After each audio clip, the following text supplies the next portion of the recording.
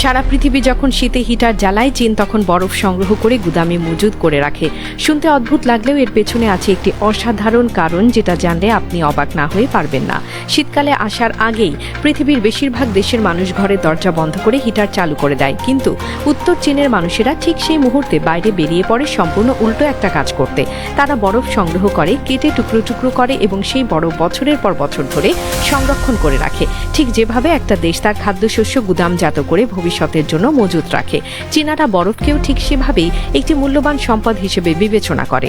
উত্তর চীনের হ্রদগুলো যখন শীতকালে সম্পূর্ণভাবে জমে বরফে পরিণত হয়, তখন শুরু হয় এই বিশাল কর্মযজ্ঞ। শ্রমিকরা বিশাল আকারের করাত মেশিন ব্যবহার করে হ্রদের পৃষ্ঠ থেকে একটার পর একটা বিশাল আকার বরফের চাই কেটে আলাদা করে। প্রতিটি বরফের চাই এতটাই ভারী যে সেগুলো তোলা এবং পরিবহন করতে এক্সকাভেটর, ক্রেন এবং বড় বড় ট্রাক একসাথে লাগিয়ে দিতে হয়।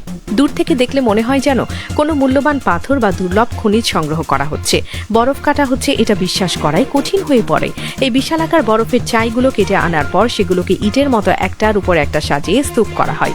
এরপর সেই স্তূপের উপর একে একে 3টি সুরক্ষামূলক আবরণ যোগ করা হয়, যেগুলোর একমাত্র কাজ হলো সূর্যের তাপ ভেতরে প্রবেশ করতে না দেয়া। এই 3 স্তরের সুরক্ষার কারণে গ্রীষ্মকালের তীব্র গরমেও বরফগুলো গলে যায় না, কঠিন অবস্থায় টিকে থাকে মাসের পর মাস।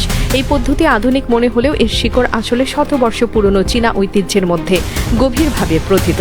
এই সংরক্ষিত বরফই পরবর্তীতে ব্যবহার করা হয় পৃথিবীর সবচেয়ে বিখ্যাত বরফ উৎসবে, হারবিন আইস ফেস্টিভ্যালে।